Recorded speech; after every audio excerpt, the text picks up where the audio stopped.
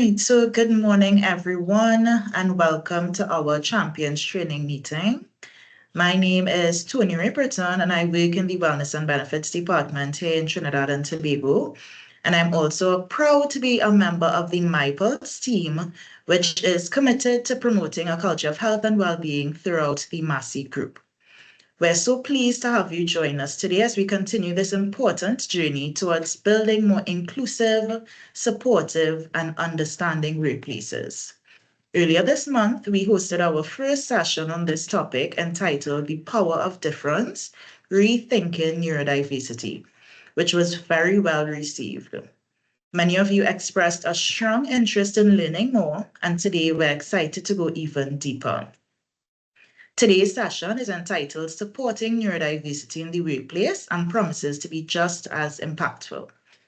We'll explore how colleagues can better support parents and caregivers of neurodivergent children, practical ways companies can foster inclusion through policies, environments, and attitudes, the impact of workplace culture on neurodivergent individuals and their families, and strategies to promote empathy, flexibility, and belonging across our teams, and much more.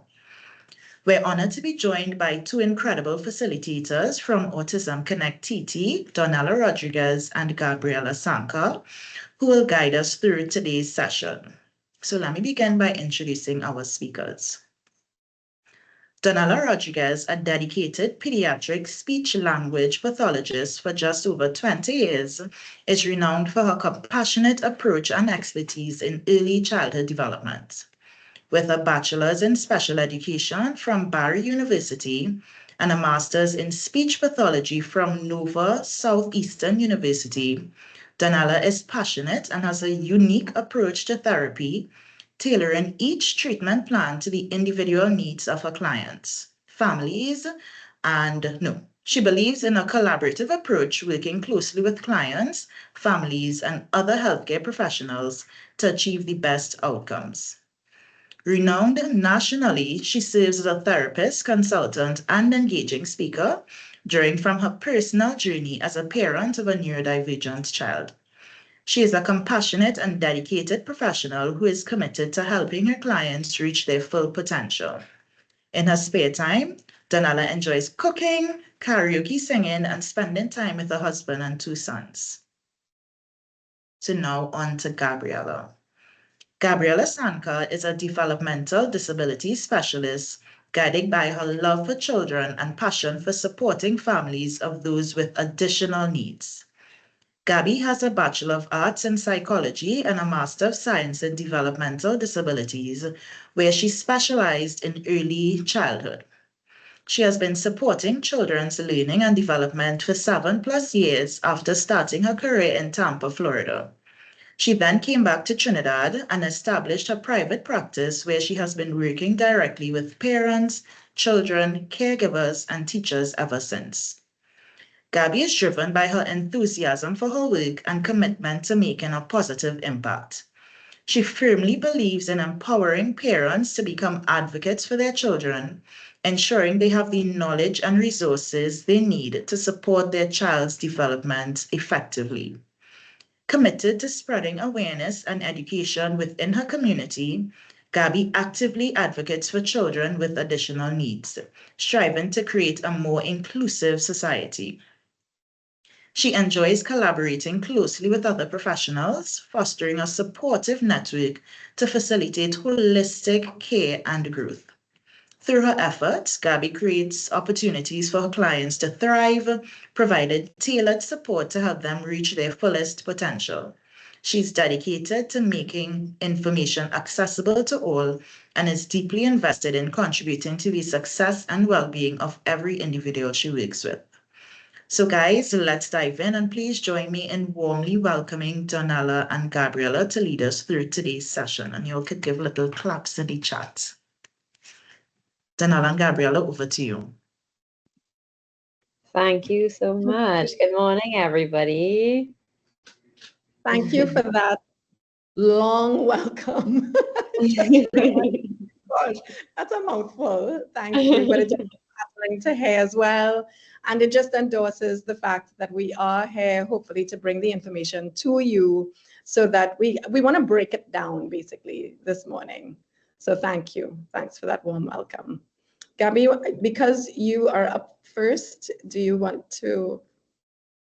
Sure, I will just add a little bit. I know y'all just got a very good understanding of who we are, what we do, but just in introducing ourselves, some things that I wanted to add to that, when it comes to, really how we got there, how we got here, essentially, because this work is, yes, deeply personal to me, not just because I believe in it professionally, but because of the incredible relationships that I have built along the way. And one of those relationships I wanted to just kind of mention here with a little boy named Liam and his mom, Terry. I saw that she's here. Bright, curious, and energetic. And of course, his amazing family. And so, hi, Terry. And Terry has been a fierce advocate, not only for her son, but for children like him. And it's because of her persistence, her passion, and her drive that really opened this door and why we're speaking here today. So just wanted to acknowledge her, and their story has brought us here together. And we hope that this session is impactful and that through it, you will see that neurodiversity in the workplace is not just a topic, it is a human reality, and one filled with potential, with talent, and the need for thoughtful and inclusive change. So true. Thank you, Terry, for advocating and sharing your story.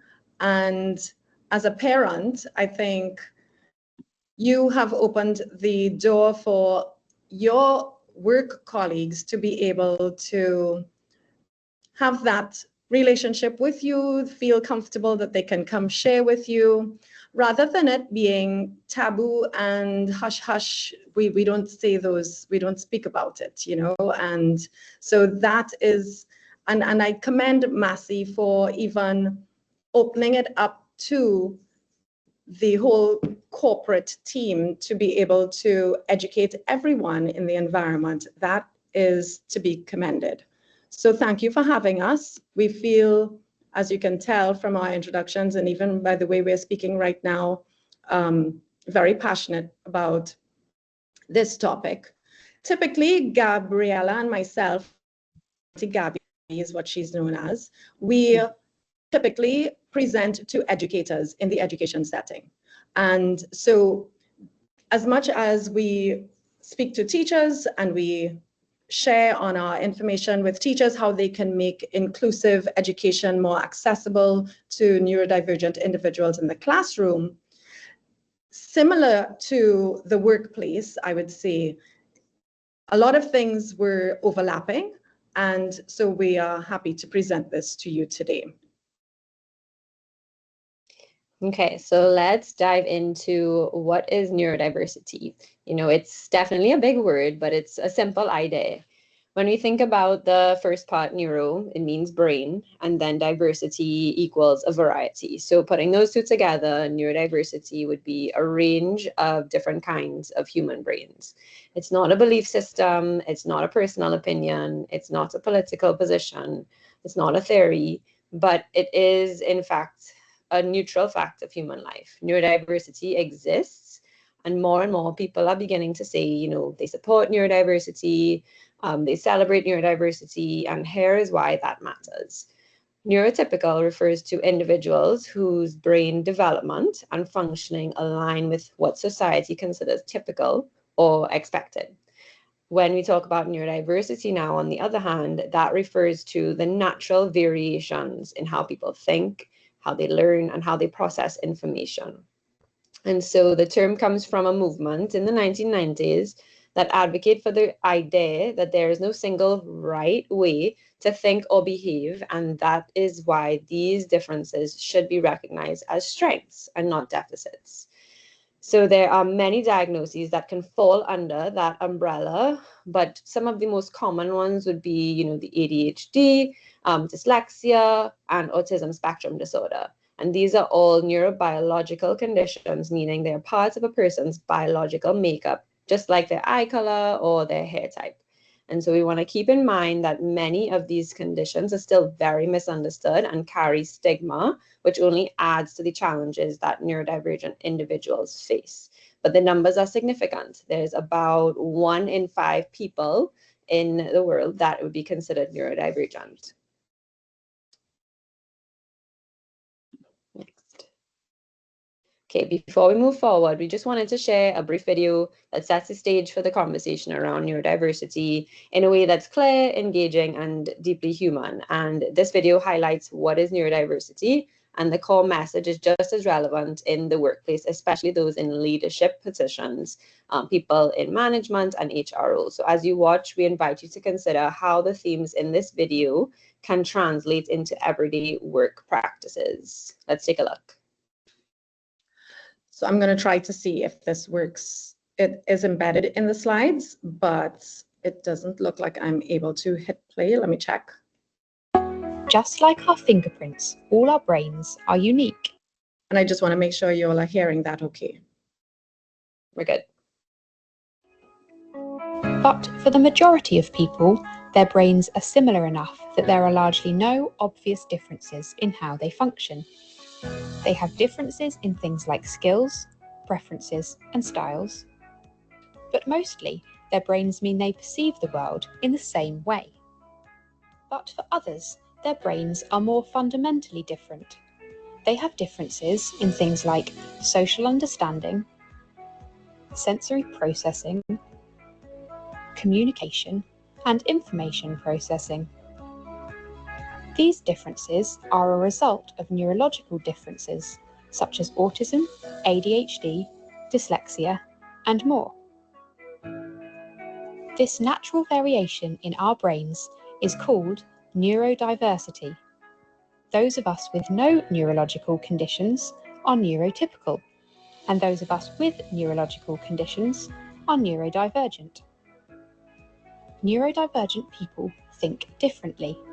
Their unique perspectives and experiences mean they can often excel at creativity and innovation, have highly specialized skill sets, and an ability to hyperfocus.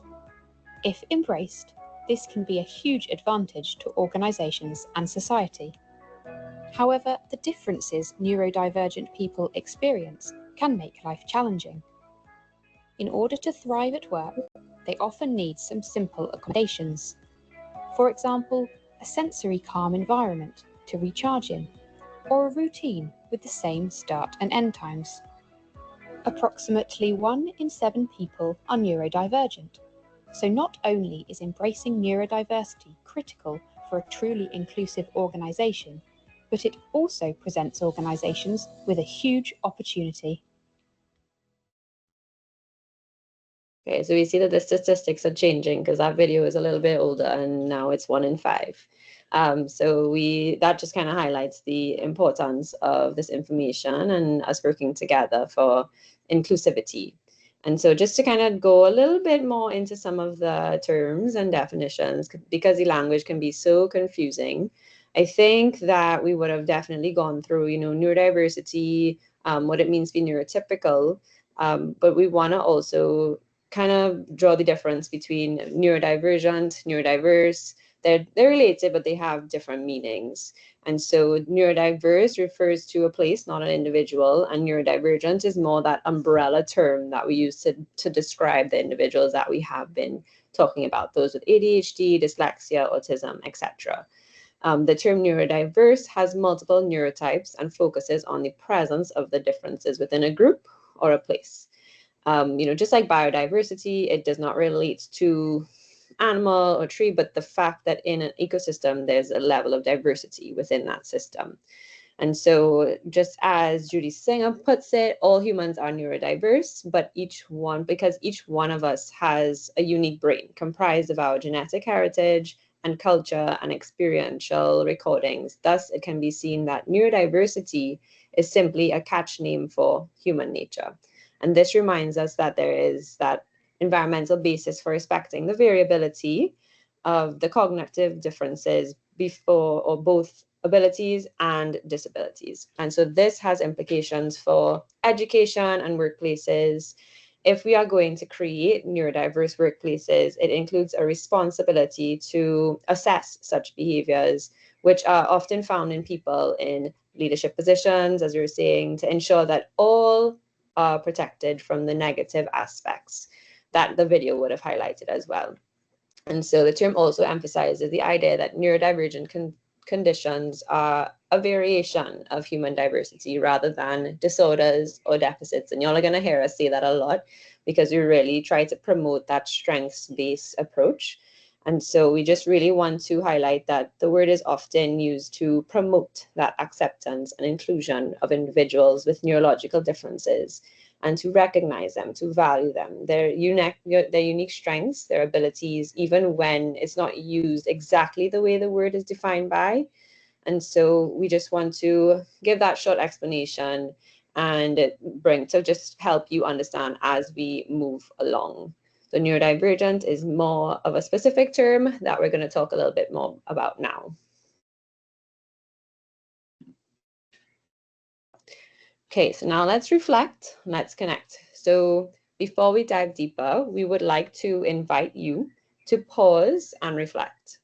Think of someone that you may have worked with, you may have managed, you may have met, somebody that you suspect may be neurodivergent based on what we've shared so far. Even if they were not formally diagnosed or haven't disclosed it to you, let's take a couple of minutes and let's write down 3 characteristics or behaviors that made you think that they might be neurodivergent. And these could relate to how they communicate, how they process information, interact socially, handle routines, or manage tasks. So we will give you guys a couple of minutes now, and then we'll kind of come back together and talk about it.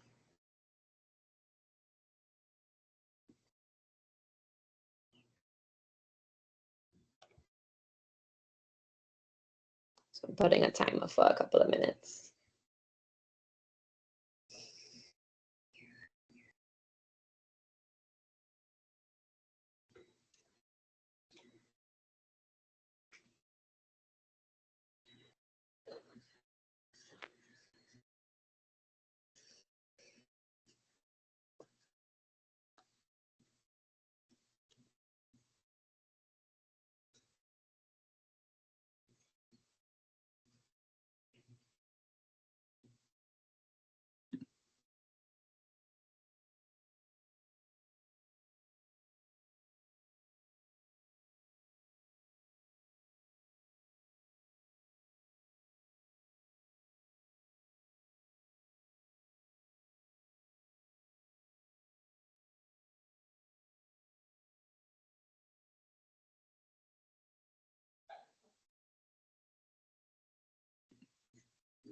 Here, 1 more minute.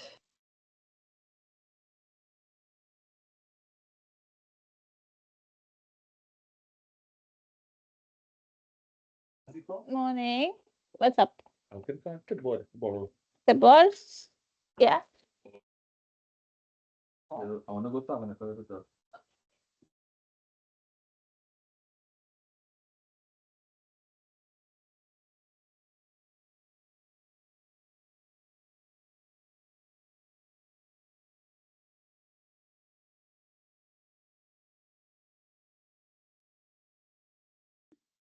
I'm curious about the language that you would be writing down, the characteristics. So if anyone wants to share in the chat, that will be good as well. Oh, good, thanks. Anxiousness and repeating the question. Yes, our 2 minutes up, so we can start sharing. Feel free to add it to the chat, and if anybody wants to unmute themselves and add, we would love that as well.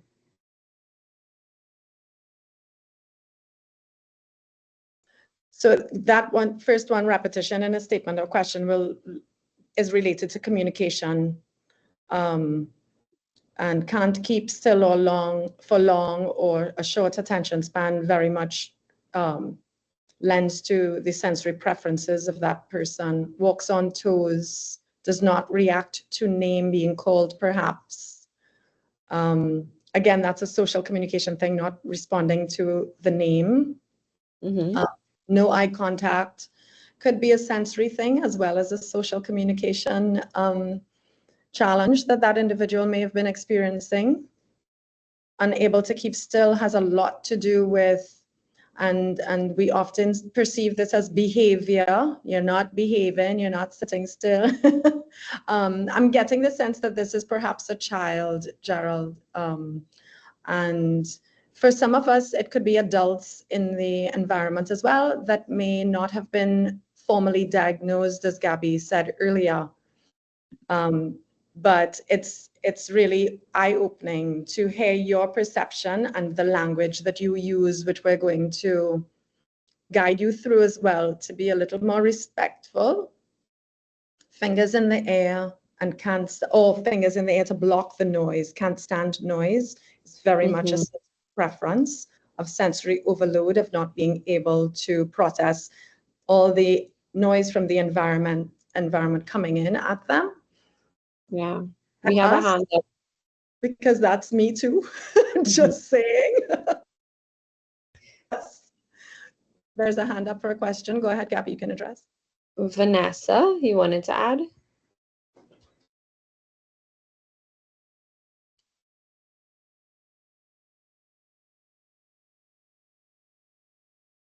Maybe okay, not. feel free to unmute.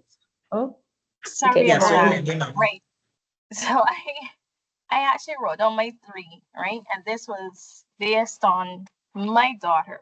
So she's very sociable, but I found that there were some things that I was noticing when she was 2, and now that she's 5, there are even more things, right?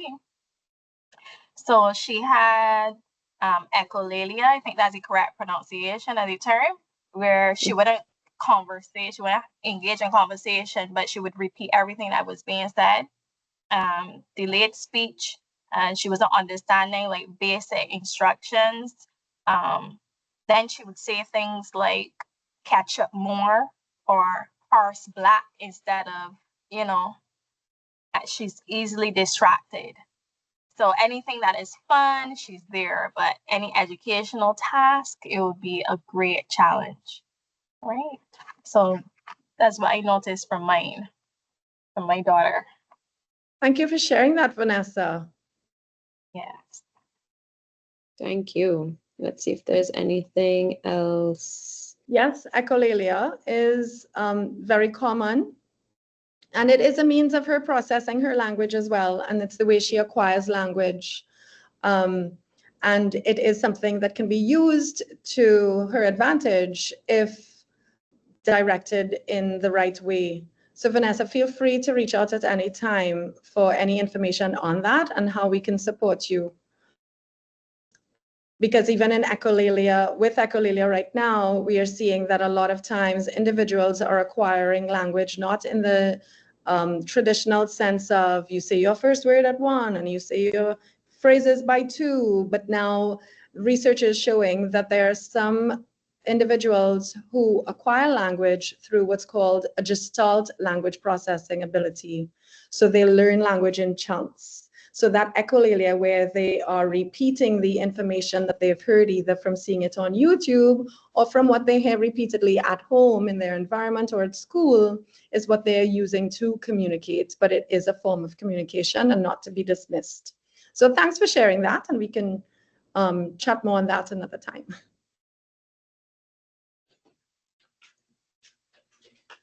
Okay. Okay. So it's critical for us to recognize that each person's experience is unique and is certainly valid, as I've just said, and it's not something to be cured and fixed. And individuals should never be pressured to conform and sound like everybody else or look like everybody else in those neurotypical expectations. And similarly, neurodivergence is not a disorder, and it's not a disease to be cured. It is simply a natural variation, as we've seen from the video, that it's like the color of our hair, right?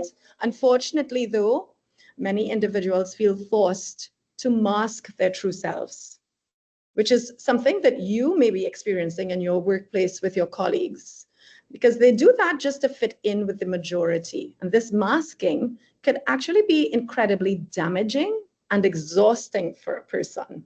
Even more concerning is that society often reinforces harmful expectations by imposing those neurotypical ideals and overlooking the unique needs and aspirations of neurodivergent individuals. So we want to go into what does it actually mean to be neurodiversity affirming. Being neurodiversity affirming means that we are accepting and we are embracing the neurodivergent brains as equal and valid. And rather than us seeing it as they're broken or that they need repair. And it involves adopting a strengths-based approach, focusing on the abilities rather than on the deficits.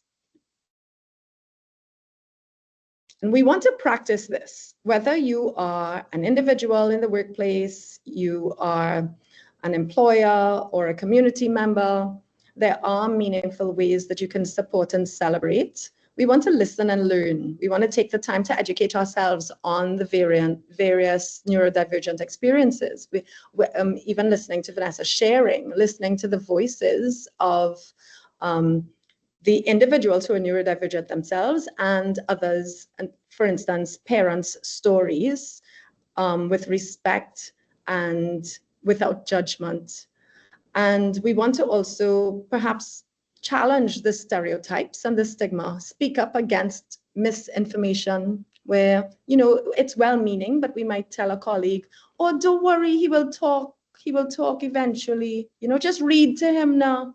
If you read to him, you just need to read to him some more. You know, I had an uncle who was a late talker too, and he didn't talk till he was 7. And we try to say the things that we think individuals want to hear, but really it's not very useful information. So educate yourselves and create within the workplace. We want to encourage you to create inclusive spaces, not only within work, but even in your community, in the neighborhood, in your direct community. Advocate for environments that are more accommodating. We want to encourage the consideration that perhaps someone needs downtime and they need a quiet zone, or perhaps their communication method is not like that of yours, and that's okay, but then figure out what works for that person and just really research what are the sensory friendly options. We also want to use strengths-based language. Our language, the way we speak as Caribbean people, it's not, it could be a little harsh, wouldn't you agree, right? I mean, I don't even want to get into the things we used to say as kids, but y'all can think back. This is not the forum for me to even bring it on here, but we want to focus on abilities and talents rather than the deficits. We want to celebrate these diverse ways of thinking. Like, oh my goodness, this person is really, I never looked at it from that perspective. How about that language, right? I like to say there's an NGO that has promoted for educators to encourage the teachers in the classroom to ask the children, what's strong with you? For individuals to notice their strengths rather than what's wrong with you. We get what's strong with you. And we also want to do this with authenticity. We want to not just because we're like, well, you know, that's how James is. You all know how James is. That's still a little bit demeaning. We want to be able to say, James, what works for you? What would you like us to do? How can we adjust for you? If you notice that that's the way James is, you all know that's how James is, right? You see the difference in the language, right? And we also want to advocate for policy change. Massy, today, y'all are doing it. But we want to consider how best can we implement neurodiversity affirming policies and practices to ensure equal access and opportunities and just overall respect for all. And I think together we could do that, right? Where we see individuals as being valued and supported and empowered to be able to thrive. And despite their differences, just really constantly thinking about and reevaluating and revisiting disability. It's about actively challenging the stereotypes, embracing the differences as valid, and recognizing every person as unique. It's an ongoing journey, no doubt, of learning and unlearning and growing. And without a diagnosis, because a lot of times people say, oh gosh, labels are for cans, right? Why we have to label them? If you go to that professional, they're just going to label your child. Oh, trust me, we hear it. And I could understand why we might have that mindset. But without a diagnosis, individuals will be judged. With a diagnosis, individuals can be supported. It's such a crucial message. And it deeply resonates with me, not just as a neuro-affirming speech pathologist, but as a mom of a neurodivergent child myself. In my work, I've supported countless families, some who chose to move forward with an evaluation and others who hesitated. I can honestly say I've never seen an accurate diagnosis cause harm. There's no harm in pursuing and exploring.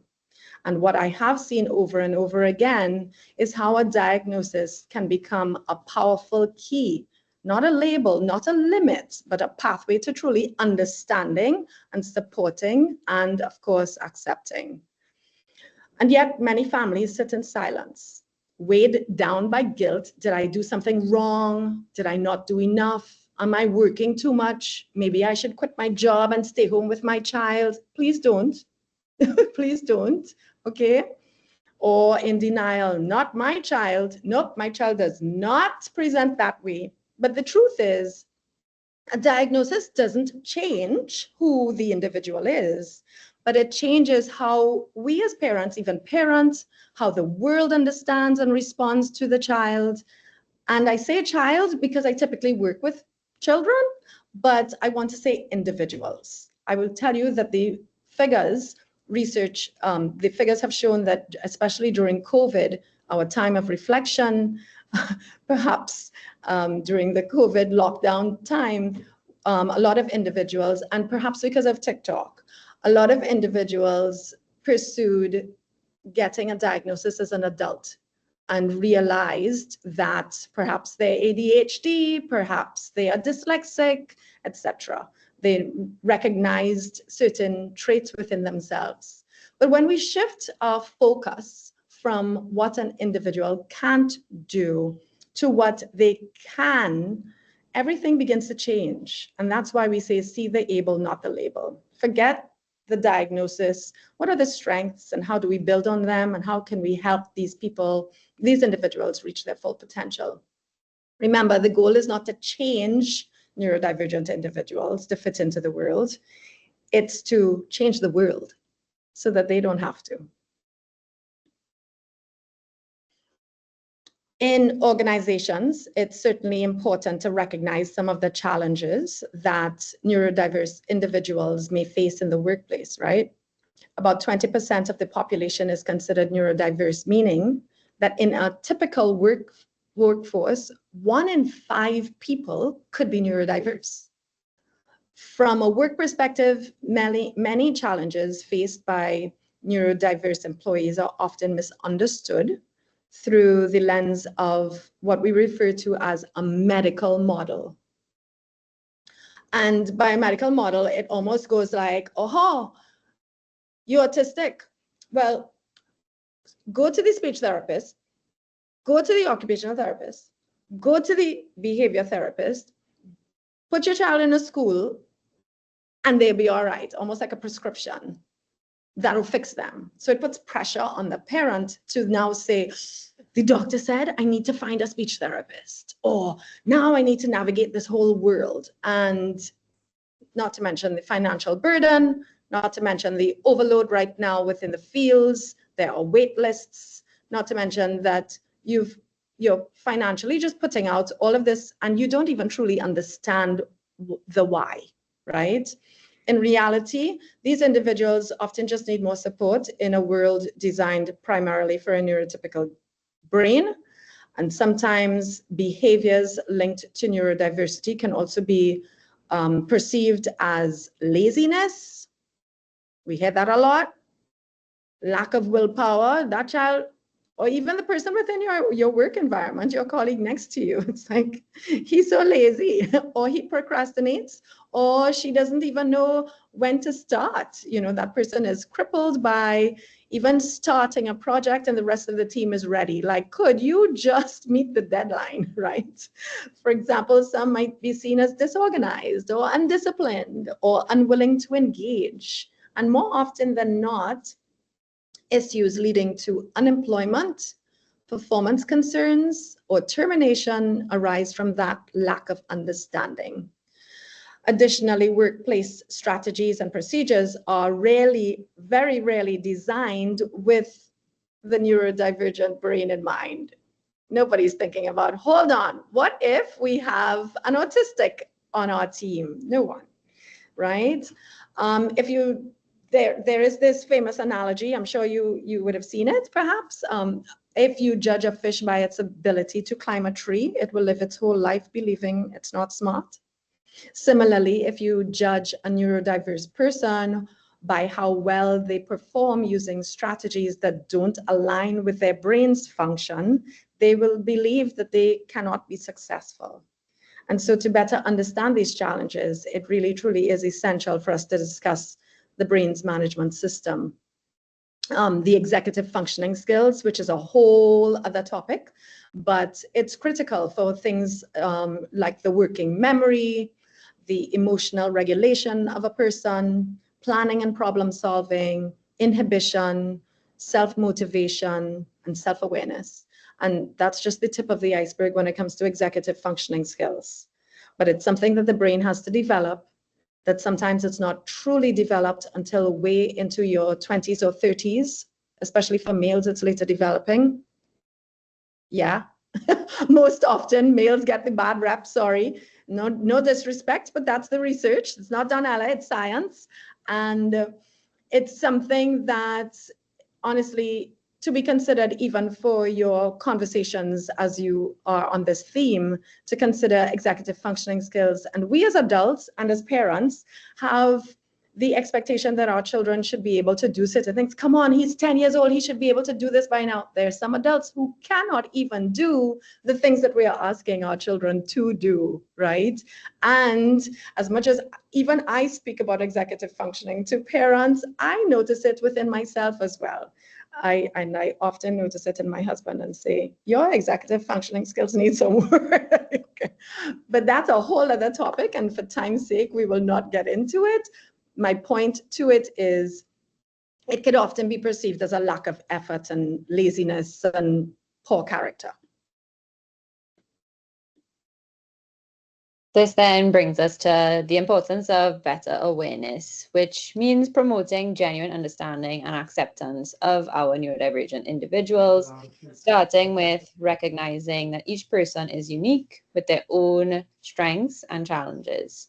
By embracing the neurodiversity, that we create a more inclusive society that values and contributes to all individuals regardless of our differences. So we want to foster this inclusive environment, accommodate the specific needs of neurodivergent individuals. And this includes ensuring accessible, inclusive education like today, creating meaningful employment opportunities, and designing public spaces that everyone can use publicly. And of course, a critical part of awareness would be to dispel myths and misconceptions. You know, the things that you may have heard, those stereotypes that limit our understanding. Okay, next slide. I'm just looking at the time as well, Gabby. Mm-hmm. So I want to go to where we want to, you are here. Is that fair? Mm-hmm. Because we want to leave enough time to ask questions. Yes. Yeah, definitely. Do you want to go ahead, Gab? Sure. Yeah. So when we talk about inclusion now, and it all goes together with awareness, right? In order to be inclusive, we have to be aware and we have to understand and we have to keep all of these things in mind and be a considerate human being. And so when it comes to promoting that inclusion in public spaces, it can go a long way, right? Making public spaces more inclusive for kids who may be, or adults who may be autistic or have ADHD and so on. And so, Donald, can you switch to the next slide? Now, to make things very specific to, of course, the workplace, which is the key topic of today, we want to consider a number of things. Starting off, we want to consider, the sensory-friendly spaces that would have been highlighted in the video, allowing flexible work arrangements, employee education, clear communication and structure, adjusting the workplace and certain tools. And then when we think about now going even more into these topics and these elements that we can add, switch slide, we have to consider supporting staff well-being at the very core, at the very foundation of supporting a neurodivergent individual. We want to consider this do no harm principle. And so without the basics firmly in place, then any extra perks or anything will not really have any impact. So we need to dial it back a bit before we push forward. And some of the universal basics, of course, would just include simple things like, have your staff members have they had lunch today, right? Have they had their food or water? Because when you think about a neurodivergent individual, sometimes this is a common one. I forgot to drink my water today. I forgot to eat my lunch. And they sometimes can't see it in themselves that this is what's now impacting their work performance. Thinking about manageable working hours and how that might overwhelm a person, almost to crippling them.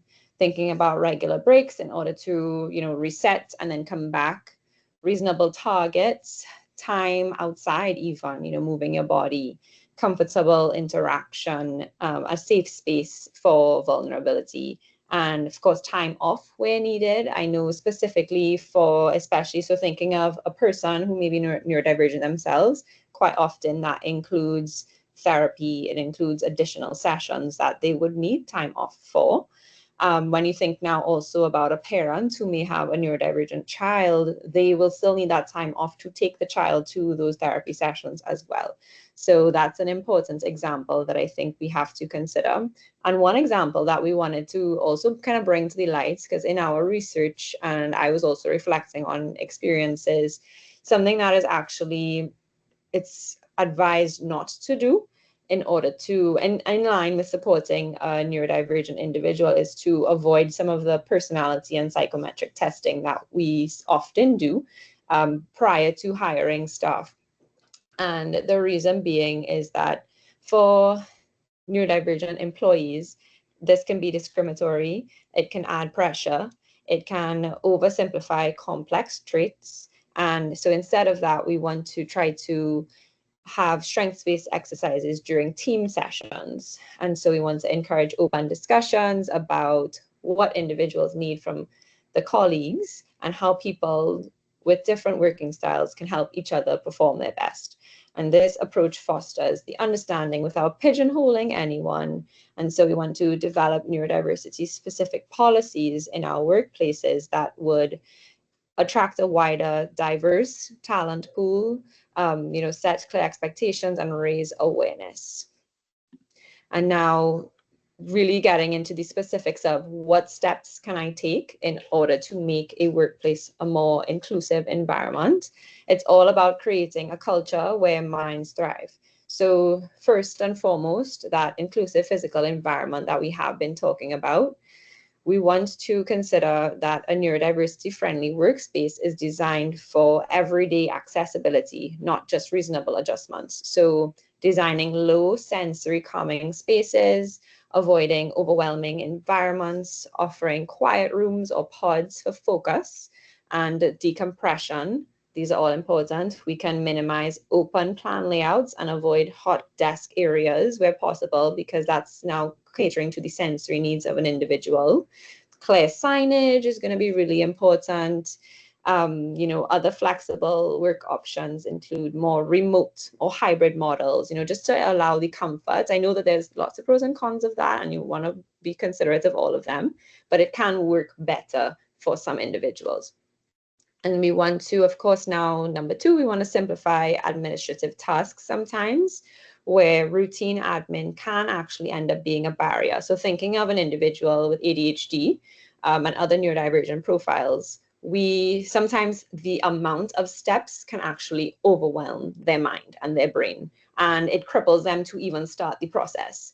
So we want to sometimes reduce the number of steps in admin processes, timesheets, expenses, so on. We want to eliminate the admin for admin's sake. So those things that really and truly, what is the real reason for it, and do we have one? We want to consider more streamlined tools that can cater to these needs. We want to centralize access to documents, those shared folders and so on, so that it is a group effort as opposed to it just kind of being work that is unnecessary, essentially. We want to also offer the support or accountability where needed. And thirdly, we want to prioritize reflection and well-being. Time for meaningful human connection. We want to normalize asking our colleagues, how are you really doing? We want to embed well-being check-ins and reflective conversations into the workday. We want to support open communication between our colleagues, and let's understand that emotional safety fosters productivity and trust. And so, of course, with that, we want to shift our narrative around neurodiversity. We want to avoid language like we need to manage or we're coping with our employees who may be neurodivergent, but we want to embrace the partnership, embrace the collaboration. We want to educate teams, which you guys have already taken steps in doing, and we want to commit to doing better. And something that I think is also very, very important, and the research shows it as well, is that we need to lead with culture and openness. So that true inclusion really starts at the top, right? So when we think about developing specific policies, we need to have leaders who encourage sharing their lived experiences. This signals the psychological safety, reduces stigma. It can foster a culture where we have differences that are celebrated, not hidden. And so understanding that as a leader, you have a lot of control in the situation, and that passes down. So really important to consider. And 6th step, we want to make meetings and processes inclusive. Team culture is often built in meetings, yet these are rarely accessible by design. Because if we rethink the default meaning format, it may not work for every brain. We can try different ways. There might be a need for a visual agenda presented in front of them so we can stay engaged. We might need written follow-up notes. I think there might be a note taker here, so that's a perfect example. Things like that. A smaller breakout for discussions for those who may not be able to chime into bigger groups, simple things like that, asking for feedback, what helps you engage better with this meeting, what helps you take part in a more meaningful way. And we want to give people time to process. I want to emphasize that, give people time to process, because that is extremely important to the neurodivergent mind. And lastly, we want to rethink how you understand team strengths instead of using those personality tests that I would have just mentioned is probably not the best, right? So we want to use strengths-based team exercises, discuss what we need and don't need, build a culture of flexibility, and then remember that real inclusion is rooted in understanding, not necessarily categorizing. I just think of Google's head office, if anybody has ever researched that, maybe you should. They are truly the leading example of a neuro-inclusive design with their spaces that really are focused on that sensory regulation and that flexibility and inclusivity. And we want you to take action. And you all are taking action internally right now. And you have the power to be able to do that through community support and lead with compassion and active participation. That's where we see Massy really. And it's by taking action and getting involved that you can help build that more inclusive society that we are trying to promote. And by educating yourselves in forums such as this, by volunteering with organizations, get to know ACT. ACT is pretty new, Autism Connective Trinidad and Tobago. We have a story behind us, but our mission is to be able to truly, exactly what it stands for, Autism Connect of Trinidad and Tobago, really connect with the resources that are not only available locally, but throughout the Caribbean and globally. You know, the connections that our team have fostered through going abroad, studying, you know, in the various places. Our team makes up four. There are 3 speech language pathologists, myself included, and Gabby. And we all studied abroad and came back home. And we've maintained the relationships with our professors and our colleagues and the organizations. A good example that ACT has teamed up with is through the UMNSU CARD, Center for Autism and Related Disabilities. And they are really the engine room to guiding us to share and connect and bring the resources to Trinidad and Tobago, ultimately. Yes, Gabby, you wanted to add anything to that before we go on to questions? I think you covered. I'm adding some, I saw the note with questions in the chat, so I'm just adding some information there in case we don't get to answer everyone's questions. So you guys feel free to just check in on that before we do wrap up. And a big part of our mission is to really create inclusive communities. April was Autism Awareness Month, and we hosted a number of sensory-friendly initiatives, because quite often, especially with autistics, parents tend to shy away from venturing out to social events and experiences because of the fear and because of the judgmental looks and stares they may get because of their child's characteristics and behaviors, for instance. But we have really truly implemented initiatives that are aimed to fostering more awareness and accessibility and acceptance. And some of our ongoing initiatives are sensory-friendly movies where a child can get up and walk and talk and sing if they like during the movie. 5 Islands Sensory Day, where the park is opened just for our families before the general public, etc. I do a lot of trainings for educators within the school on neurodiversity, so the teachers are understanding and really truly including children with any special or other needs, I should say. And Gabby and myself host a lot of parent trainings, moving on just beyond the realm of therapy, but a lot of times individuals with autism, especially parents, are facing things like, my child is not eating. They're still on a bottle at 4, 5, 6 years old because they are not eating food. So we have a picky eating course that we do.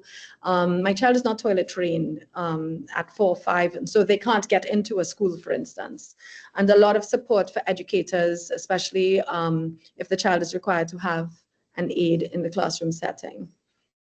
And with that, I would say that inclusivity is essential. It's essential for building more accepting and supportive societies for all individuals. And by promoting these inclusive practices and by advocating for meaningful policy changes, we can certainly help all neurodivergent people overcome the challenges and live fuller and more empowered lives. And so we conclude our discussion on understanding neurodiversity and promoting awareness and acceptance and inclusion.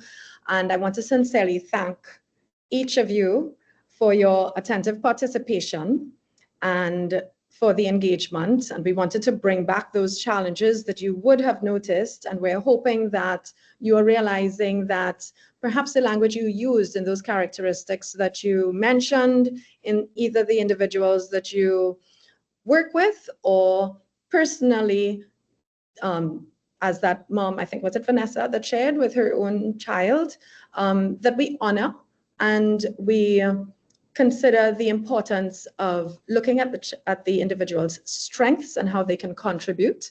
And we've explored many topics. We've tried to digest it within this time. We've come to the end of the hour, and we want to be able to open with any questions. Or end with any questions. We're not opening, we're ending. Thanks for considering us. Of course, thank you so much, ladies. The presentation was very insightful and it gave us a lot to reflect on, from the importance of inclusive practices to the everyday ways we can support neurodivergent individuals and their families. So I see Marissa is asking in the chat if you work with teenagers. Is that to me? I primarily work with early intervention. That's birth, 18 months to 5, 6. Do I work with teenagers? Yes, I do, especially when it comes to dyslexia. My son is dyslexic and ADHD. I went on my own journey. I also work at the Morris Center, where there is an interdisciplinary approach. Actually, Gabby and I both have done work. We do work with the Morris Center. But in terms of speech, language, and communication, when it comes to teenagers, I would say, depending on the diagnosis, am I saying that I don't see teenagers with autism? No. If a teenager is autistic, and so I have to look at the goals. Is it that this teenager is needing support through communication? Then yes. Exploring alternative means of communication for that teenager at this point is critical, because this individual is perhaps trapped and does not have an outlet to be able to express and communicate with those in his or her environment. So certainly, yes, I could guide through my work for teenagers. Thank you. And we have another question. How do you help persons who are in denial about their children's symptoms or diagnosis?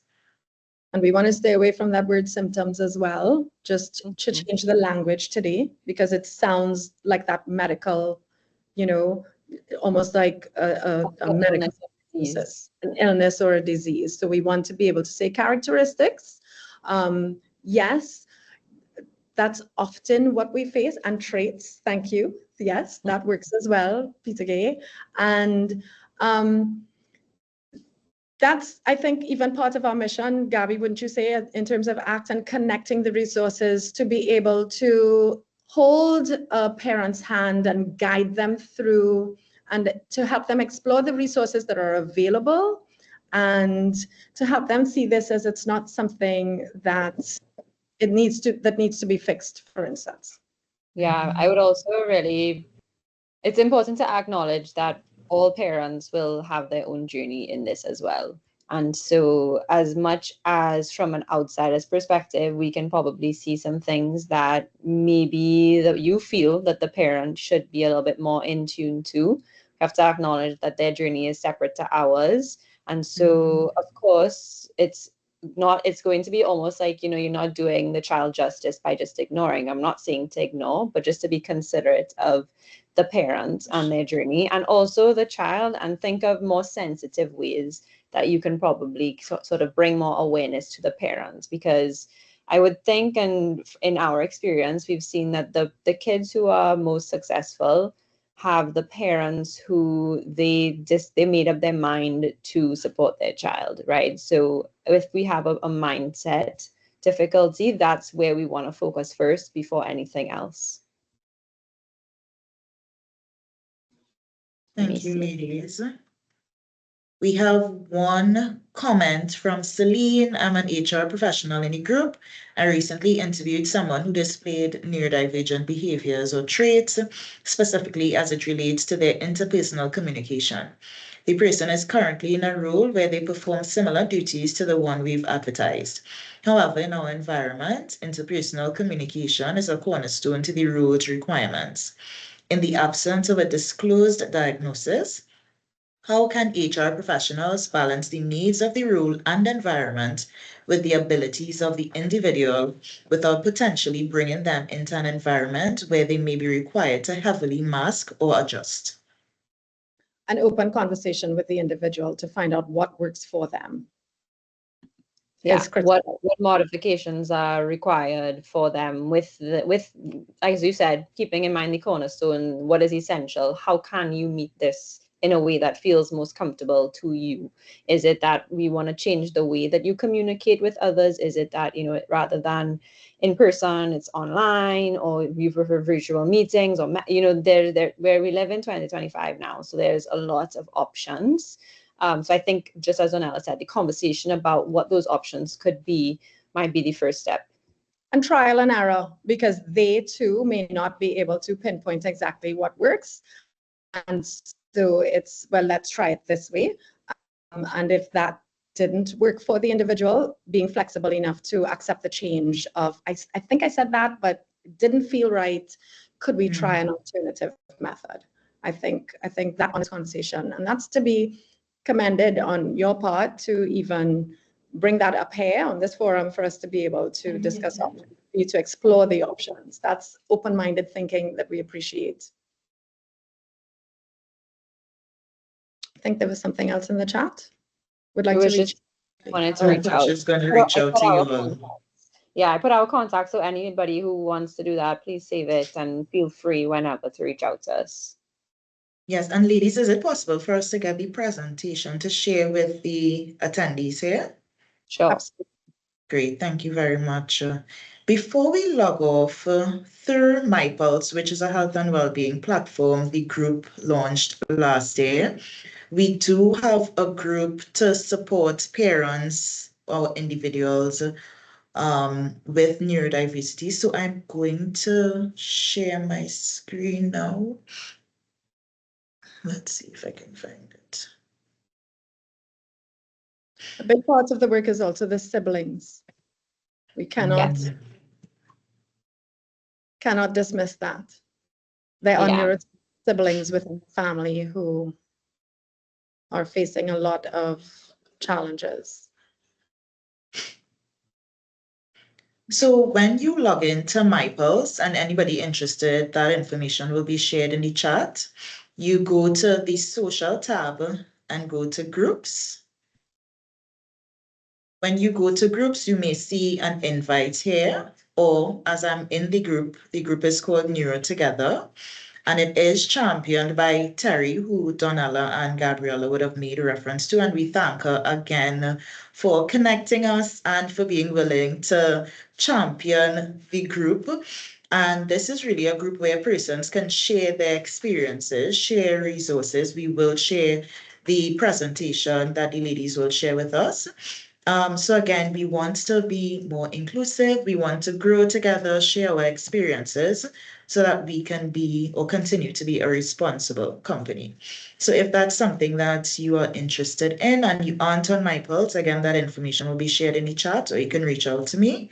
But if you're already on the app, please join the group and let's continue to build our inclusive community. Yeah. Love that. That's a fantastic initiative. Yes. I love that. Thank you very much. So ladies, thank you again for your willingness to come and share your expertise with the team today. I know I speak on everyone's behalf when I say we really, really appreciate it. And we hopefully look forward to future conversation and connections as we continue to grow together. So thank you very much for everyone who attended. We hope that your cup was filled and that you enjoy the rest of your day. And persons in Trinidad, enjoy your long weekend. Be safe and take care. Thank you again, everybody. Please reach out. Thanks, guys. Bye. Okay, bye-bye. Take care. Bye, Terry. Bye. Bye. Bye-bye. Bye.